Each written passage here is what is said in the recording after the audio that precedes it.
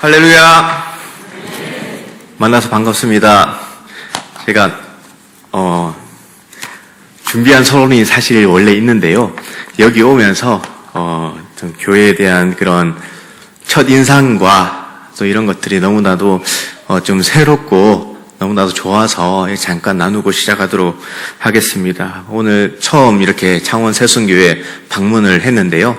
딱 들어오는 순간부터 어린아이의 그런 웃음소리와 또 우리 성도님들의 밝은 미소들을 보면서 참 이 교회가 따뜻하구나라는 느낌을 많이 받았습니다. 그리고 이곳으로 들어올 때도 참 따뜻한 교회다라는 느낌을 많이 받았는데요. 오늘 담임 목사님을 제가 처음 뵀습니다. 그 전에는 주점수 집사님하고만 이렇게 이야기를 하고 연락을 했는데 오늘 목사님을 뵀는데 너무 인상이 제 예상과는 다르게 너무 인상이 좋으신 거예요. 그런데 더 놀라운 것은 목사님께서 남아공에 잠시 계셨다는 얘기를 듣고 언제 갔다 오셨냐? 2009년에 갔다 오셨다. 2009년부터 공부를 하셨다는 얘기를 들었을 때 사실 제가 그때 남아공에 있었거든요. 그래서 목사님한테 그러면 혹시 어디 계셨습니까? 라고 하니까 제가 있던 바로 옆 동네에 계셨던 거예요. 야, 그 정도면 사실 제가 그때 당시 함께 있었던 목사님이랑 우리 담임 목사님이랑 같이 공부를 하고 알던 사이였다고 하더라고요.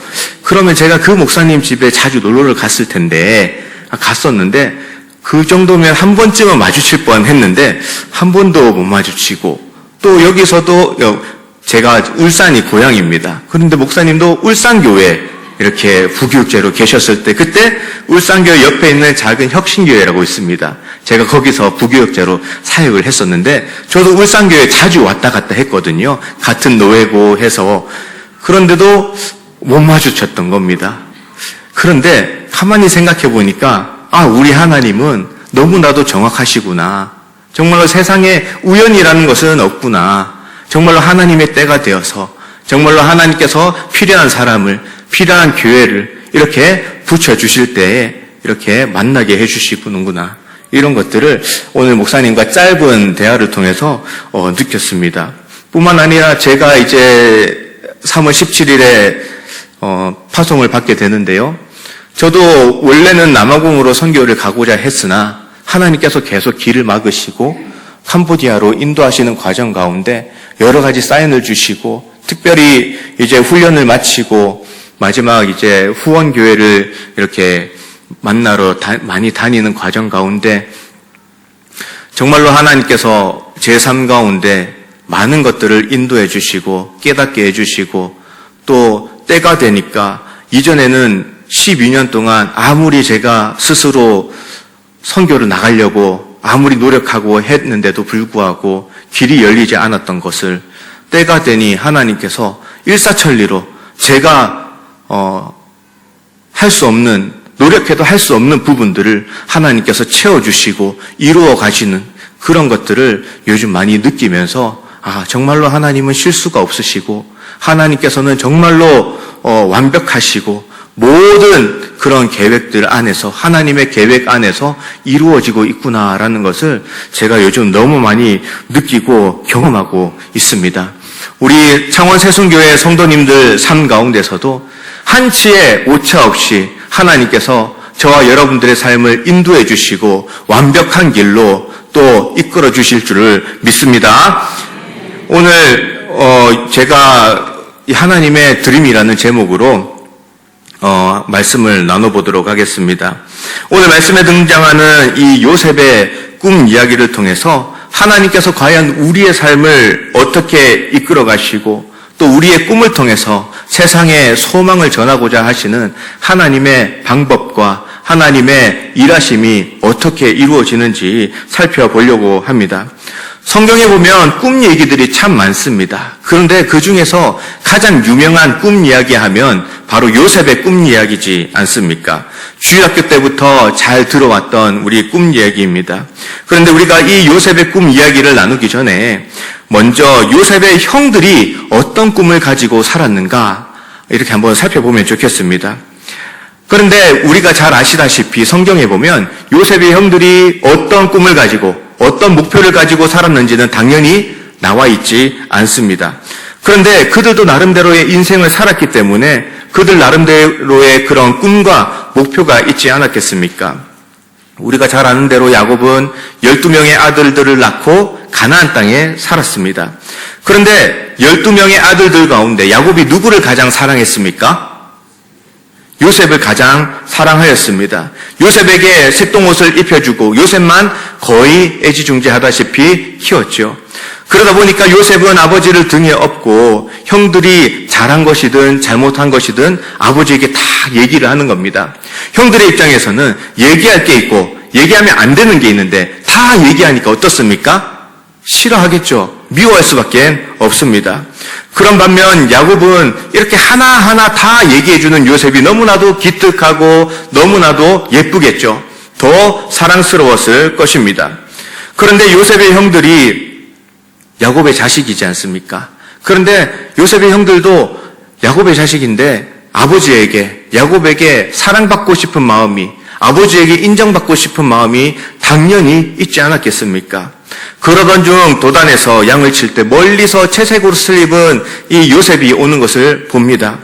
그때 그토록 미워하던 요셉이 오는 것을 보니 저 요셉이 있는 동안에는 우리는 절대로 아버지에게 사랑도 못 받고 아버지에게 인정도 못 받겠구나 라는 생각이 들었을 것입니다. 그리고 저 요셉만 없으면 우리가 아버지에게 사랑도 받고 인정도 받을 수 있을 텐데 그런 생각에 형들은 어떻게 합니까? 요셉을 애굽으로 가는 미디안 상인들에게 팔아버립니다. 야곱에게는 요셉이 짐승들에게 잘 봐먹혔다 거짓말을 하였습니다.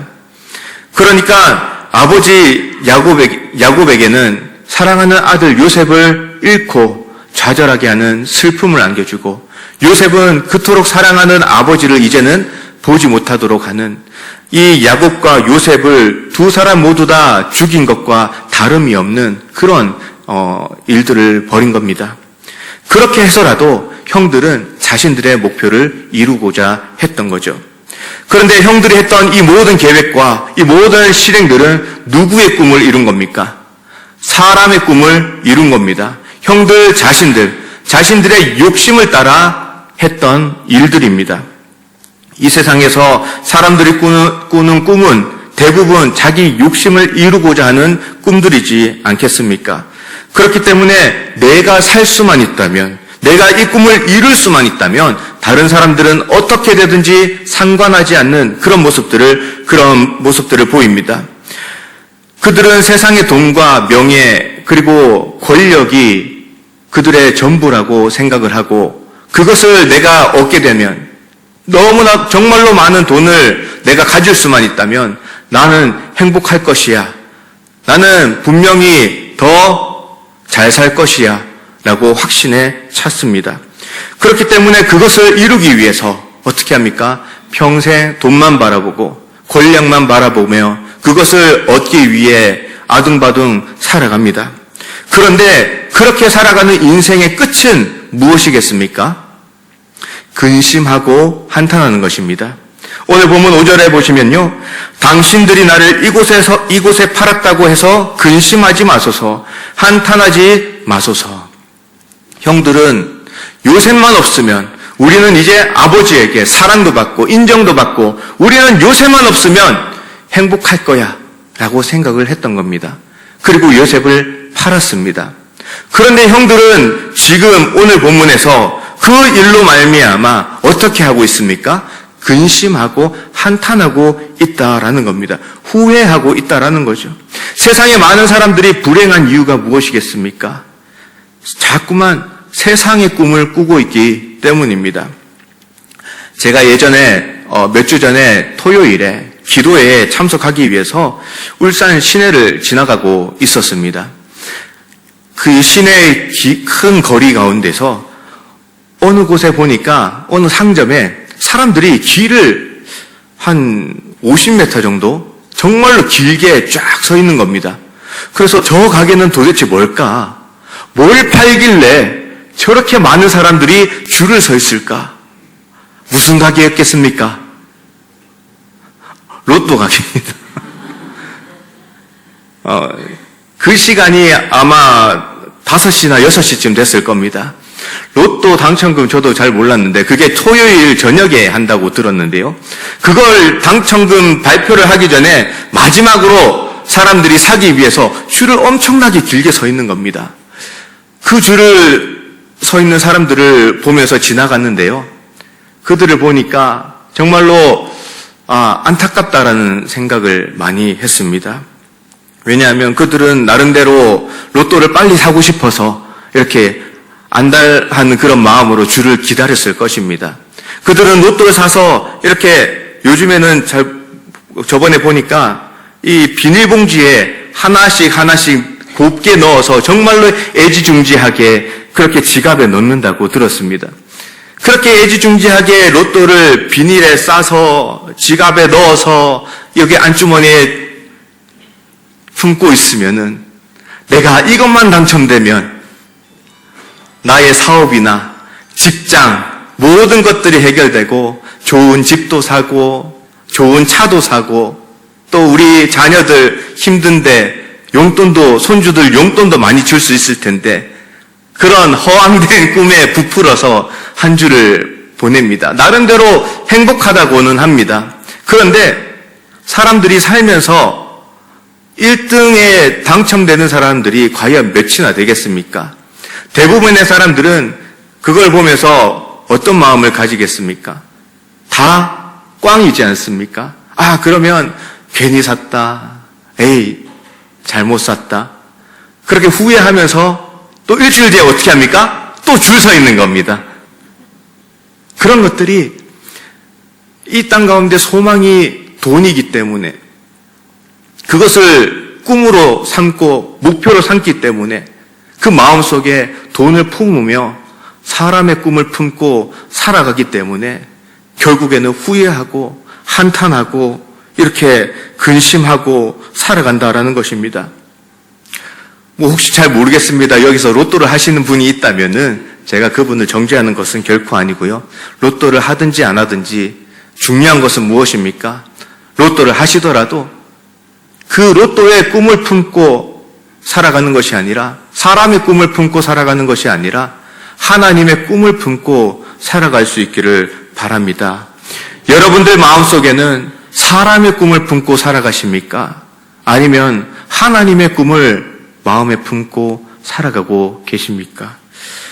이번에는 제가 요셉의 꿈에 대해서 한번 살펴보도록 하겠습니다. 요셉의 이야기에서는 이 요셉도 역시 스스로가 나는 애굽의 총리가 될 거야. 이런 구절이 한 구절도 없습니다. 왜냐하면 이것은 요셉이 꿈을 꾼 것이 아니기 때문입니다. 이것은 누구의 꿈입니까? 하나님의 꿈입니다. 하나님께서 요셉에게 2가지 꿈을 주셨습니다. 그 꿈을 주신 이유가 무엇입니까? 바로 요셉을 통해서 많은 사람들을 살리기 위해 요셉에게 하나님의 꿈을 주신 겁니다. 그래서 8절 상반절에 요셉이 이렇게 고백을 하고 있습니다. 그런즉 나를 이리로 보낸 이는 당신들이 아니요 누구라고 하고 있습니까? 하나님이시라. 이렇게 요셉이 고백을 하고 있는 겁니다. 애굽의 총리가 된다는 것은 엄청난 권력자가 되는 겁니다. 그 당시에 얼마나 많은 사람들이 애굽의 총리가 되기를 꿈꿨겠습니까? 그래서 돈 있는 집의 사람들, 권력자의 사람들, 지혜가의 사람들, 모든 사람들이 애굽의 총리가 되기를 원했을 겁니다. 그런데 그들의 목표는 무엇이겠습니까? 자신의 욕심을 채우기 위해서입니다. 내가 애굽의 총리만 된다면 부자가 될 수 있을 거야. 애굽의 총리가 된다면 나를 괴롭혔던 사람, 나를 방해했던 사람들을 복수할 수 있어. 돈과 권력이죠. 이 욕심을 이루기 위해서 이루기 위해서 총리가 되는 길 가운데 나를 방해하는 사람들, 모든 사람들을 해칠 수도 있고요. 수단과 방법을 가리지 않을 겁니다.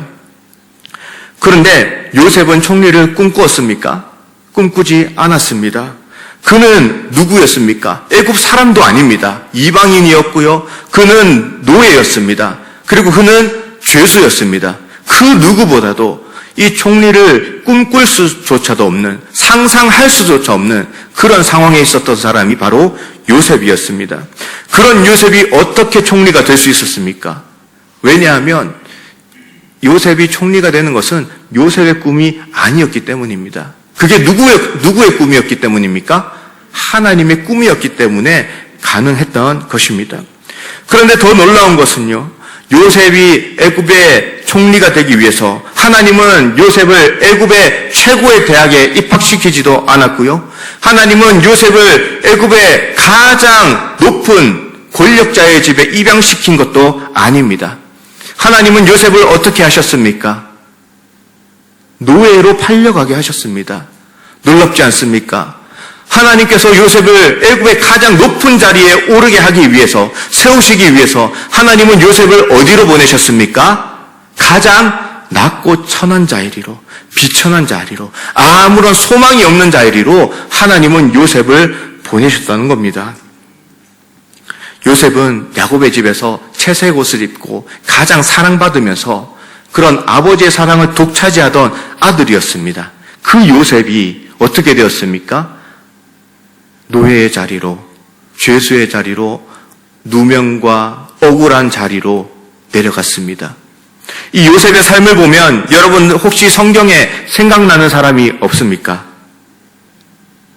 바로 예수님이 생각나지 않습니까?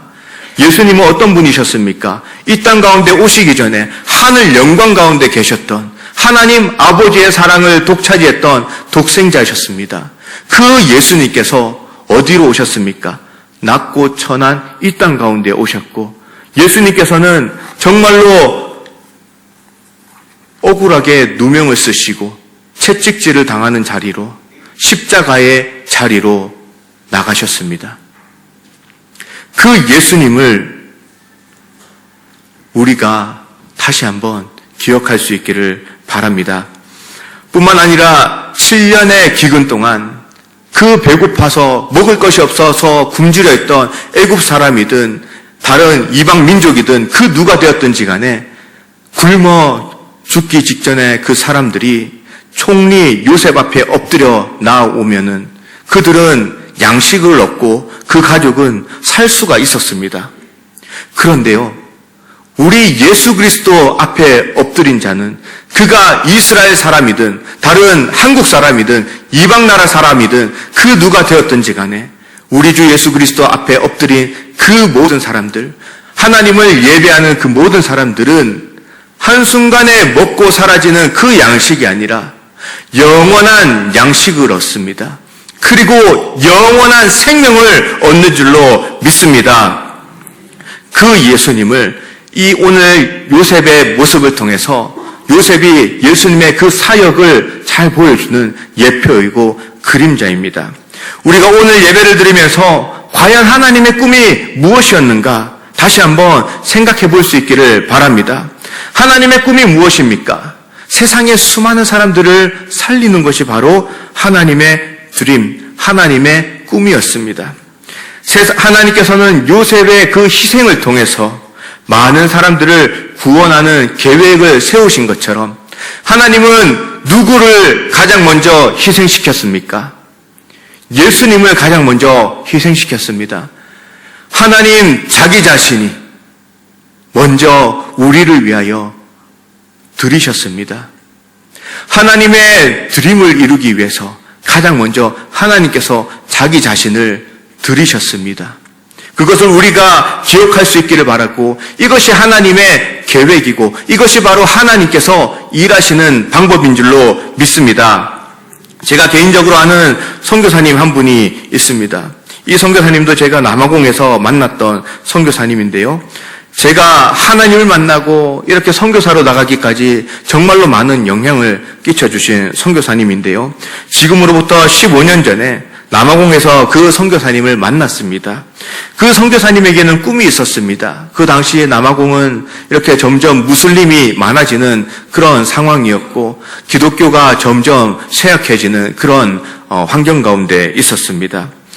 그 많은 남아공의 영혼들을 하나님께로 인도하는 것이 우리 선교사님의 꿈이었습니다.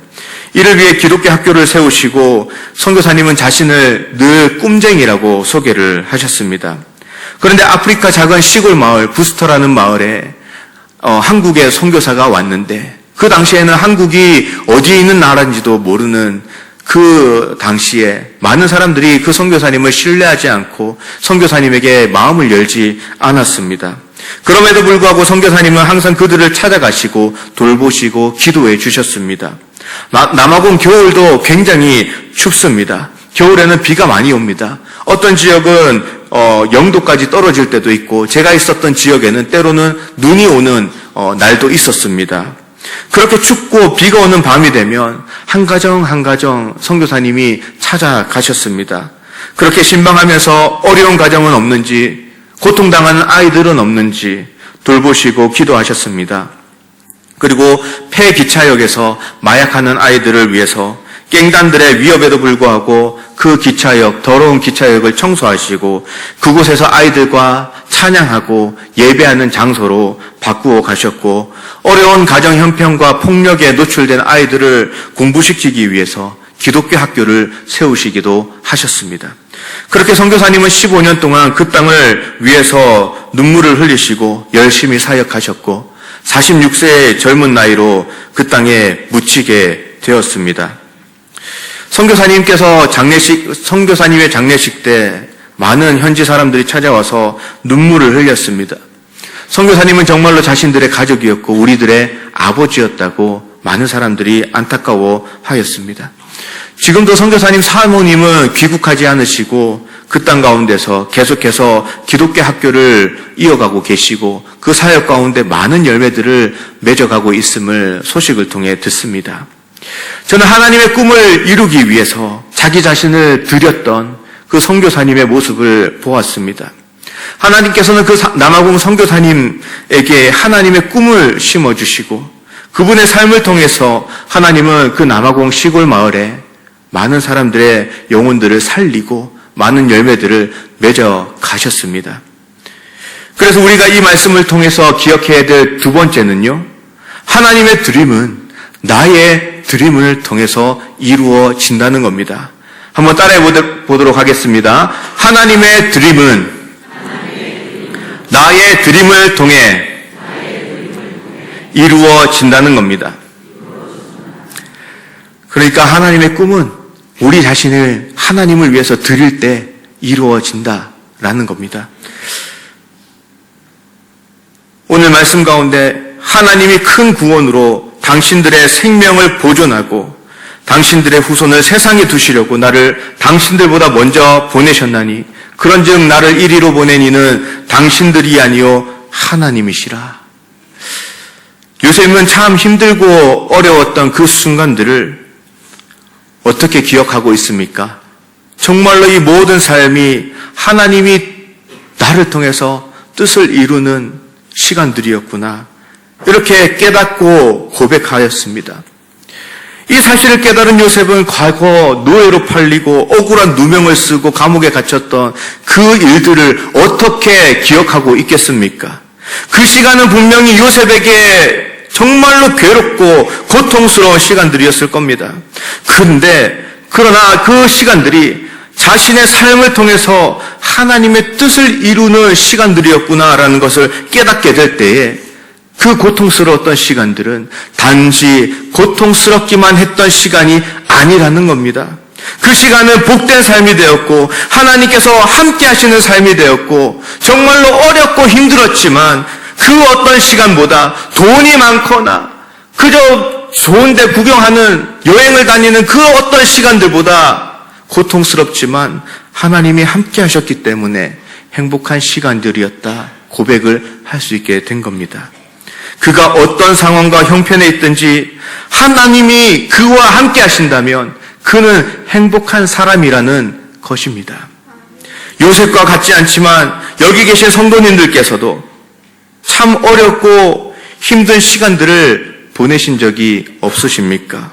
누구에게도 말하기 힘든 그 시간들, 그저 주님 앞에 나와서 눈물을 흘릴 수밖에 없는 그런 시간들, 기도할 수밖에 없었던 그 시간들, 아무것도 할 수 없고 어쩌면 누군가는 너무나도 힘들어서 기도조차도 할 수 없었던 그 고통스러운 시간들, 그렇게 마음이 무너졌던 그 시간들이 없으십니까?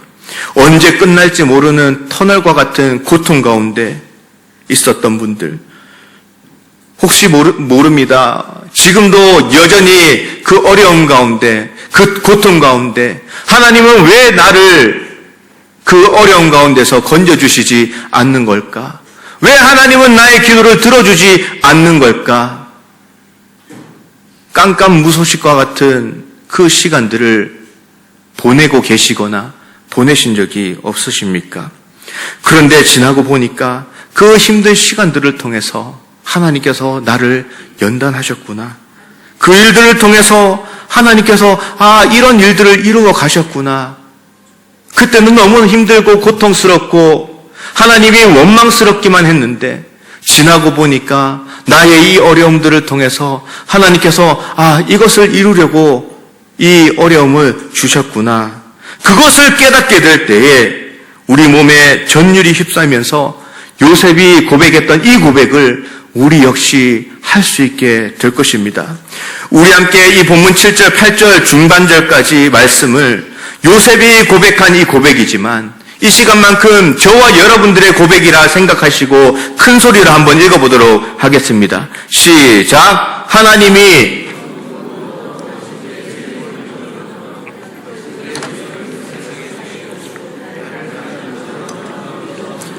그런즉 나를 이리로 보낸 이는 당신들이 아니요 하나님이시라. 아멘. 이 요셉의 고백이 저와 여러분들의 고백이 될 수 있기를 축복합니다. 빌립보서 2장 13절 말씀에 너희 안에서 행하시는 이는 하나님이시니 자기의 기쁘신 뜻을 위하여 너희로 소원을 두고 행하시게 하시나니. 아멘. 하나님께서는 저와 여러분들을 통해서 하나님의 꿈을 마음에 심어주시고 우리들의 헌신과 수고를 통해서 하나님의 뜻을 이루어 가시고 그것을 발견한 성도들은 천국을 맛볼 수 있는 놀라운 선물을 예비해 두신 줄로 믿습니다. 저에게도 한 가지 꿈이 있습니다. PPT 한번 보여주시기 바랍니다. 제 꿈은 첫 번째로는 캄보디아 선교사로 앞장이요. 첫 장, 선교사로 나가서 캄보디아 언어를 능통하게 잘 익히고 그 땅 가운데 예수님의 제자들을 많이 세워가는 것이 첫 번째 목표입니다. 또 넘겨주세요. 단순히 이 교회를 많이 세우는 것이 중요한 것이 아니라 캄보디아 땅에 정말로 하나님의 일꾼들을 잘 세워서 그 현지인들이 스스로 물론 우리가 도와줄 수는 있지만 그들이 주체가 되어서 교회를 세워나가고 또 그 교회들이 힘을 합쳐서 시골에 교회가 없는 곳에 교회를 세워나가도록 하는 것이 저의 꿈입니다. 물론 제가 이 모든 것들을 할 수 있는 것이 아니라 하나님께서 인도해 주시고 사람들을 붙여주시고 또 하나님께서 이끌어 가주신다면 할 수 있을 거라 생각을 합니다. 넘겨주시기 바랍니다. 캄보디아 주요 종교는 불교입니다. 국민의 95%가 불교를 믿는데 우리 한국 사람들은 불교를 믿는 사람이라고 할지라도 1년에 한 번, 많이 가야 5번 정도 가지만 이 나라 사람들은 불교를 완전히 태어날 때부터 죽을 때까지 불교와 뗄 수 없는 그런 문화 속에서 살아갑니다.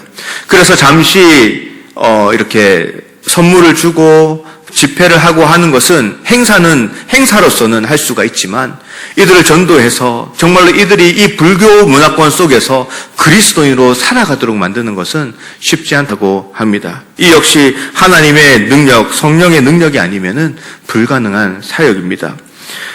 또 넘겨주시기 바랍니다. 캄보디아는 또한 아픈 역사가 있습니다. 1970년 크메르 루즈 정권의 잔혹한 학살로 킬링필드라고 들어보셨을 것입니다.